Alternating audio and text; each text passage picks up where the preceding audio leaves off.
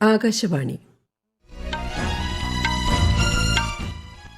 നമസ്കാരം. വാർത്തകൾ വായിക്കുന്നത് ബിന്ദു.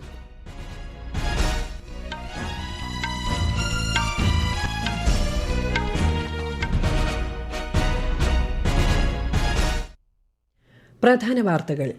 പ്രധാനമന്ത്രി നരേന്ദ്രമോദി ഫിന്നിഷ് പ്രസിഡന്റ് അലക്സാണ്ടർ സ്റ്റബുമായി ന്യൂഡൽഹിയിൽ കൂടിക്കാഴ്ച നടത്തി.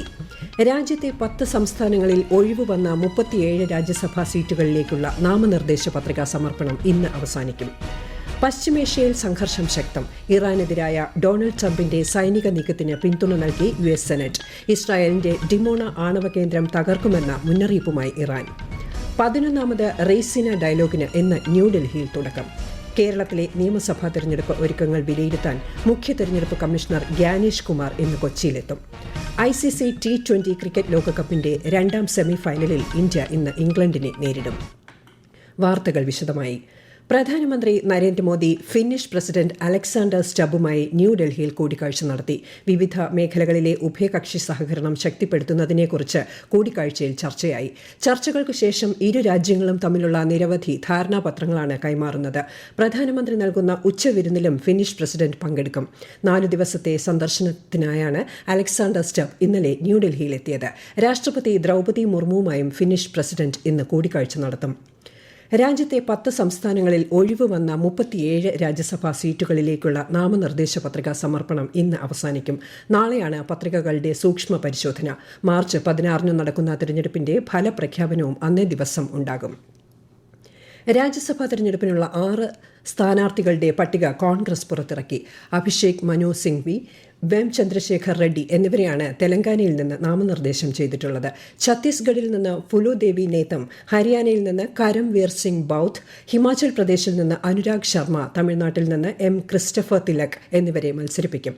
അതേസമയം രാജ്യസഭാ തിരഞ്ഞെടുപ്പിലേക്ക് നാമനിർദ്ദേശ പത്രിക സമർപ്പിക്കുമെന്ന് ബീഹാർ മുഖ്യമന്ത്രി നിതീഷ് കുമാർ സമൂഹമാധ്യമത്തിൽ അറിയിച്ചു. പശ്ചിമേഷ്യയിൽ ഇറാനും US ഇസ്രായേൽ സഖ്യവും തമ്മിലുള്ള പോരാട്ടം അതിശക്തമായി തുടരുന്നു. ടെഹ്റാനിൽ ഇറാന്റെ ആഭ്യന്തര സുരക്ഷാ കമാൻഡ് സെന്ററുകളിലും ഇസ്രായേൽ നിരവധി ആക്രമണങ്ങൾ നടത്തി. ഓപ്പറേഷൻ എപ്പിക് ഫ്യൂറി എന്ന പേരിൽ അമേരിക്കൻ സേന നടത്തുന്ന ഓപ്പറേഷൻ ആരംഭിച്ച് 100 മണിക്കൂറുകൾക്കുള്ളിൽ ഇറാന്റെ 2000-ലധികം യുദ്ധോപകരണങ്ങൾ തകർത്തതായി US സൈന്യം അറിയിച്ചു. ഇറാന്റെ വ്യോമ പ്രതിരോധം പാടെ തകർത്തതായും ഇറാന്റെ 100 കണക്കിന് ബാലിസ്റ്റിക് മിസൈലുകൾ, ലോഞ്ചറുകൾ, ഡ്രോണുകൾ എന്നിവ നശിപ്പിക്കപ്പെട്ടതായും അമേരിക്ക വ്യക്തമാക്കി. ലെബനനിലെ ബെയ്റൂട്ടിലെ ഹിസ്ബുള്ള കേന്ദ്രങ്ങൾക്കു നേരെ ഇസ്രായേൽ വ്യോമസേന നടത്തുന്ന ആക്രമണവും ശക്തമാക്കിയിട്ടുണ്ട്. ഇറാനും ശക്തമായി തിരിച്ചടിക്കുന്നുണ്ട്. അമേരിക്കൻ ആക്രമണത്തെ തുടർന്ന് ശ്രീലങ്കയുടെ തെക്ക് ആഴക്കടലിൽ മുങ്ങിയ ഇറാനിയൻ യുദ്ധക്കപ്പലായ ഐറിസ് ഡീനയിൽ നിന്ന് 84 നാവികരുടെ മൃതദേഹങ്ങൾ ശ്രീലങ്കൻ നാവികസേന കണ്ടെടുത്തതായി ഉദ്യോഗസ്ഥർ അറിയിച്ചു. കാണാതായവർക്കായി തിരച്ചിൽ തുടരുകയാണ്. 180ഓളം പേരടങ്ങുന്ന സംഘമുണ്ടായിരുന്ന യുദ്ധക്കപ്പൽ ഗാലയുടെ തെക്കൻ മേഖലയിലൂടെ സഞ്ചരിക്കുന്നതിനിടെയാണ് ഇന്നലെ മുങ്ങിത്താണത്. വിശാഖപട്ടണത്ത് നടന്ന നാവികാഭ്യാസത്തിൽ പങ്കെടുത്ത് മടങ്ങുകയായിരുന്ന കപ്പലിന് നേരെയാണ് ആക്രമണം ഉണ്ടായത്. ഇറാനെതിരായ ഡൊണാൾഡ് ട്രംപിന്റെ സൈനിക നീക്കത്തിന് US സെനറ്റ് പിന്തുണ നൽകിയിട്ടുണ്ട്. അതിനിടെ ഇസ്രായേലും USഉം ഇറാനിയൻ ഭരണകൂടത്തെ അട്ടിമറിക്കാൻ ശ്രമിച്ചാൽ ഇസ്രായേലിന്റെ ഡിമോണ ആണവ കേന്ദ്രം തകർക്കുമെന്ന് ഇറാൻ മുന്നറിയിപ്പ് നൽകി. US ഇസ്രായേൽ സംയുക്ത ആക്രമണത്തിൽ കൊല്ലപ്പെട്ട ഇറാനിയൻ പരമോന്നത നേതാവ് ആയത്തുള്ള സെയ്ദ് അലി ഖമനേയിയുടെ മൃതദേഹം സംസ്കരിക്കുന്നതിനുള്ള ഒരുക്കങ്ങൾ ടെഹ്റാനിലെ ഗ്രാൻഡ് മൊസലയിൽ പുരോഗമിക്കുന്നു. 3 ദിവസത്തെ വിടവാങ്ങൽ ചടങ്ങ് ഇന്നലെ ആരംഭിക്കാൻ തീരുമാനിച്ചിരുന്നെങ്കിലും സംഘർഷത്തിന്റെ പശ്ചാത്തലത്തിൽ മാറ്റിവെക്കുകയായിരുന്നു. പശ്ചിമേഷ്യയിലെ നിലവിലുള്ള സാഹചര്യം കണക്കിലെടുത്ത് ടൊറന്റോ, ഫ്രാങ്ക്ഫർട്ട്, പാരീസ് എന്നിവിടങ്ങളിലേക്ക് ഈ മാസം 11 വരെ എയർ ഇന്ത്യ ഡൽഹിയിൽ നിന്ന് കൂടുതൽ വിമാന സർവീസുകൾ നടത്തും. UAEയിലെ റാസൽ ഖൈമയിൽ നിന്ന് ഡൽഹി, കൊച്ചി, മുംബൈ എന്നിവിടങ്ങളിലേക്ക് ശനിയാഴ്ച വരെ പ്രത്യേക വിമാനങ്ങളും സർവീസ് നടത്തും. പശ്ചിമേഷ്യൻ സംഘർഷ സാഹചര്യങ്ങളെ തുടർന്ന് മാർച്ച് 10 വരെയുള്ള ടിക്കറ്റുകൾ റദ്ദാക്കിയാൽ മുഴുവൻ റീഫണ്ട് നൽകുമെന്ന് എയർ ഇന്ത്യ. സൗജന്യമായി ഷെഡ്യൂൾ ചെയ്യാനും സൗകര്യമുണ്ടാകും. പശ്ചിമേഷ്യ, UK, യൂറോപ്പ് യാത്രകൾക്കായി ഫെബ്രുവരി 28-നോ അതിനു മുൻപോ നടത്തിയ ബുക്കിംഗുകൾക്കാണ് ഇത് ബാധകമാകുക. 11ാമത് റെയ്സിന ഡയലോഗിന് ഇന്ന് ന്യൂഡൽഹിയിൽ തുടക്കമാകും. 3 ദിവസത്തെ സമ്മേളനത്തിൽ ആഗോള നേതാക്കൾ, നയരൂപകർത്താക്കൾ, വിദഗ്ധർ തുടങ്ങിയവർ പങ്കെടുക്കും. വിശദാംശങ്ങളിലേക്ക്. നിലവിലെ ആഗോള സാഹചര്യത്തെ സൂചിപ്പിക്കുന്ന സംസ്കാര, പ്രഖ്യാപനം, ഉൾക്കൊള്ളൽ, പുരോഗതി എന്ന പ്രമേയത്തെ അടിസ്ഥാനമാക്കിയാണ് റെയ്സിന ഡയലോഗിന്റെ ഇത്തവണത്തെ പതിപ്പ് ഒരുങ്ങുന്നത്. വിദേശകാര്യ മന്ത്രാലയത്തിന്റെ സഹകരണത്തോടെ ഒബ്സർവർ റിസർച്ച് ഫൌണ്ടേഷനാണ് സംവാദം സംഘടിപ്പിക്കുന്നത്. വിവിധ രാജ്യങ്ങളിൽ നിന്നായി നിരവധി ഉന്നതതല പ്രതിനിധികൾ സമ്മേളനത്തിൽ പങ്കെടുക്കുമെന്ന് വിദേശകാര്യ മന്ത്രാലയം അറിയിച്ചു. ഭൂട്ടാൻ വിദേശകാര്യമന്ത്രി ലിയോൺപോ ദിനനാഥ് ദുംഗിയേൽ ഫോറത്തിൽ പങ്കെടുക്കാൻ ഇന്നലെ ഇന്ത്യയിലെത്തിയിരുന്നു. ഇന്ത്യ സന്ദർശനത്തിനെത്തിയ Finland president Alexander Stubb Raisina ഡയലോഗിൽ മുഖ്യാതിഥിയാകും. US deputy state secretary Christopher ലാൻഡോയുടെ നേതൃത്വത്തിൽ അമേരിക്കൻ പ്രതിനിധി സംഘവും റെയ്സിന ഡയലോഗിൽ പങ്കെടുക്കും. 2016 ആരംഭിച്ച റെയ്സിന ഡയലോഗ് ആഗോള അന്താരാഷ്ട്ര ക്രമത്തെ രൂപപ്പെടുത്തുന്ന വിഷയങ്ങളിലെ സംവാദ സഹകരണ വേദിയാണ്. News desk, Akashvani. റെയ്സിന ഡയലോഗിൽ പങ്കെടുക്കാൻ മൌറീഷ്യസ് വിദേശകാര്യമന്ത്രി ധനഞ്ജയ് റാംഫുൾ ന്യൂഡൽഹിയിലെത്തി. സാംസ്കാരിക പൈതൃക പങ്കാളിത്തത്തിലും ജനസൌഹൃദത്തിലും ഇന്ത്യയും മൌറീഷ്യസും ശാശ്വത ബന്ധം പുലർത്തുന്നതായി വിദേശകാര്യ മന്ത്രാലയ വക്താവ് രൺധീർ ജയ്സ്വാൾ സമൂഹമാധ്യമത്തിൽ കുറിച്ചു. ഈ വാർത്തകൾ ആകാശവാണിയിൽ നിന്ന്. ആകാശവാണി വാർത്തകളും വാർത്താധിഷ്ഠിത പരിപാടികളും all India radio news Thiruvananthapuram YouTube ചാനലിലും all India radio news Thiruvananthapuram Facebook പേജിലും AR News_ തിരുവനന്തപുരം ഇൻസ്റ്റഗ്രാം അക്കൌണ്ടിലും AR News_TVM X ഹാൻഡിലും ലഭ്യമാണ്. കേരളത്തിലെ നിയമസഭാ തെരഞ്ഞെടുപ്പിന് മുന്നോടിയായുള്ള ഒരുക്കങ്ങൾ വിലയിരുത്താൻ മുഖ്യ തെരഞ്ഞെടുപ്പ് കമ്മീഷണർ ഗാനേഷ് കുമാർ ഇന്ന് കൊച്ചിയിലെത്തും.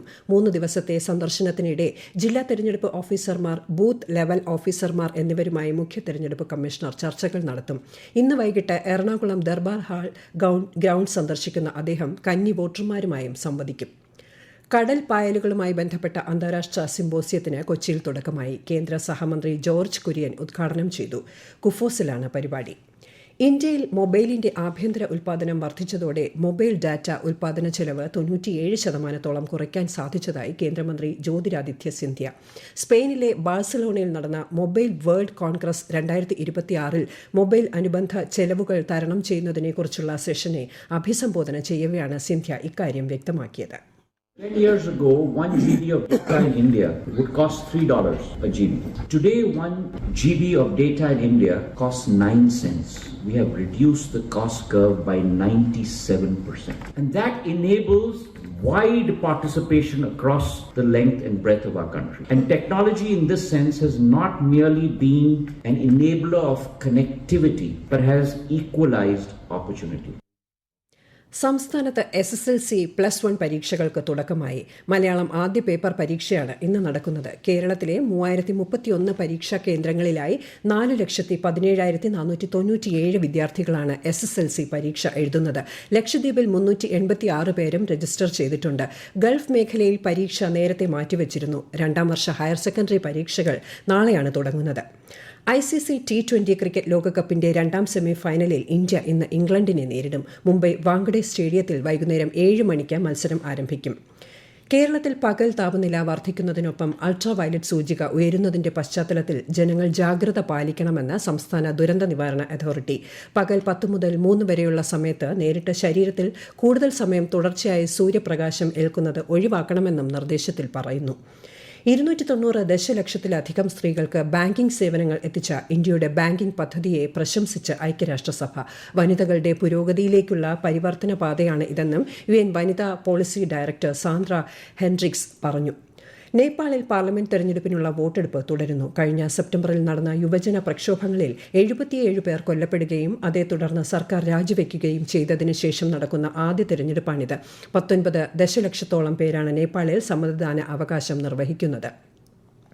Special armed police battalion Palakkad, DHQ, Kerala police academy എന്നിവിടങ്ങളിൽ പരിശീലനം പൂർത്തിയാക്കിയ 330 റിക്രൂട്ട് സേനാംഗങ്ങളുടെ സംയുക്ത പാസിംഗ് ഔട്ട് പരേഡ് തിരുവനന്തപുരത്ത് നടന്നു. Peroorkada special armed police parade ഗ്രൌണ്ടിൽ നടന്ന പരേഡിൽ സംസ്ഥാന പോലീസ് മേധാവി റവഡ ആസാദ് ചന്ദ്രശേഖർ അഭിവാദ്യം സ്വീകരിച്ചു. പ്രധാന വാർത്തകൾ വീണ്ടും. പ്രധാനമന്ത്രി നരേന്ദ്രമോദി ഫിൻലാൻഡ് പ്രസിഡന്റ് അലക്സാണ്ടർ സ്റ്റബുമായി ന്യൂഡൽഹിയിൽ കൂടിക്കാഴ്ച നടത്തി. രാജ്യത്തെ 10 സംസ്ഥാനങ്ങളിൽ ഒഴിവ് വന്ന 37 രാജ്യസഭാ സീറ്റുകളിലേക്കുള്ള നാമനിർദ്ദേശ പത്രികാ സമർപ്പണം ഇന്ന് അവസാനിക്കും. പശ്ചിമേഷ്യയിൽ സംഘർഷം ശക്തം. ഇറാനെതിരായ ഡൊണാൾഡ് ട്രംപിന്റെ സൈനിക നീക്കത്തിന് പിന്തുണ നൽകി US സെനറ്റ്. ഇസ്രായേലിന്റെ ഡിമോണ ആണവ കേന്ദ്രം തകർക്കുമെന്ന മുന്നറിയിപ്പുമായി ഇറാൻ. 11ാമത് റെയ്സിന ഡയലോഗിന് ഇന്ന് ന്യൂഡൽഹിയിൽ തുടക്കം. കേരളത്തിലെ നിയമസഭാ തെരഞ്ഞെടുപ്പ് ഒരുക്കങ്ങൾ വിലയിരുത്താൻ മുഖ്യ തെരഞ്ഞെടുപ്പ് കമ്മീഷണർ ഗ്യാനേഷ് കുമാർ ഇന്ന് കൊച്ചിയിലെത്തും. ICC T20 ക്രിക്കറ്റ് ലോകകപ്പിന്റെ 2ാം സെമിഫൈനലിൽ ഇന്ത്യ ഇന്ന് ഇംഗ്ലണ്ടിനെ നേരിടും. വാർത്തകൾ കഴിഞ്ഞു. അടുത്ത വാർത്താ പ്രക്ഷേപണം 3 മണിക്ക്.